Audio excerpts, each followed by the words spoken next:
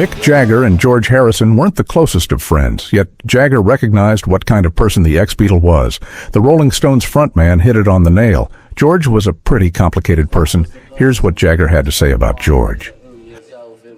In a special edition of Rolling Stone, Remembering George, Jagger looked back at his relationship with George. Ultimately, Jagger saw many different sides to the ex-Beatle. Some pretty strange times. George deserves recognition, Jagger said. He was always rather overshadowed, there's no other way of putting it, by John and Paul. I mean, to call him the Quiet Beatle, it's like some dopey publicist made that up in 1964. And of course, he was quite a complicated person.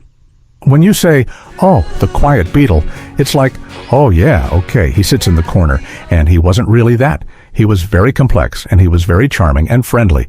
I noticed that Bob Geldof called him curmudgeonly, which is true.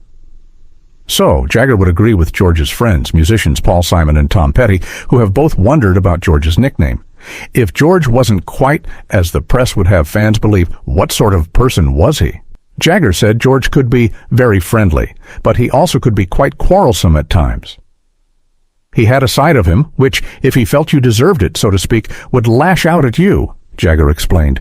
But I'm talking about when he was much, much younger. I never saw that side of him later on in life. But when he was the young man around town, I used to see him a lot. We used to see each other in nightclubs and so on and be drinking buddies. I suppose what I'm trying to say is he wasn't just a retiring person only, in my mind. He could be funny and charming and also quite acerbic. He had the sort of quality that normally people would associate with John. In the 1960s, George was one of the first musicians to become spiritual.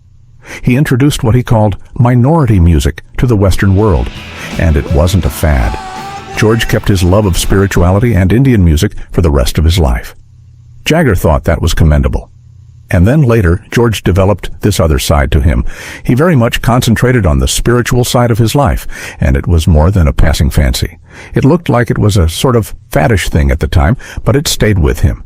You got the feeling that most people were dabbling in spirituality, but for George it was perhaps the major part of his life once he discovered it.